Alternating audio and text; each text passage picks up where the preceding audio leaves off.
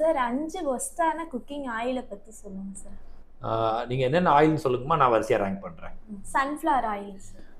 Sunflower ஆயில்மா, ஆக்சுவலாக அதில் வந்து ஒமேகா 6 ஜாஸ்தியாக இருக்குது. இந்த ஒமேகா 6 வந்து நம்ம உடம்புல இன்ஃப்ளமேஷன் ஜாஸ்தி பண்ணக்கூடிய வாய்ப்புகள் நிறையா இருக்குது. அதனால சன்ஃப்ளவர் ஆயில் 3rd பொசிஷனில் இருக்குமா.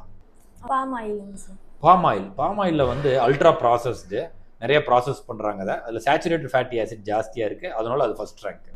Canola oil sir. கெனோலா ஆயில்லம்மா, அதுலேயும் சேச்சுரேட்டட் ஃபேட்டி ஆசிட் ஜாஸ்தி, அதுவும் வந்து ரீஃபைன்மெண்ட் ஜாஸ்தியாக பண்ணுறாங்க. ஸோ அது வந்து 2nd பிளேஸ்.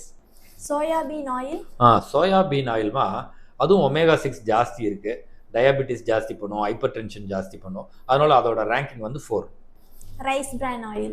ரைஸ் பிரான் ஆயிலையும் நிறைய கெமிக்கல்ஸ் யூஸ் பண்ணுறாங்கம்மா, ரீஃபைன்மெண்ட்டு, ஃபில்ட்ரேஷனில் நிறைய கெமிக்கல் யூஸ் பண்ணுறாங்க. இது வந்து 5th பிளேஸ். இதெல்லாம் நம்ம யூஸ் பண்ணுறதுனால நம்மளுக்கும் ஆரோக்கியம் இல்லை, நம்ம ஃபேமிலிக்கும் ஆரோக்கியத்துக்கு நல்லதில்லை. இதனால் எல்லாரும் மரச்செக்கு எண்ணெயை வாங்கி யூஸ் பண்ணுங்கள்.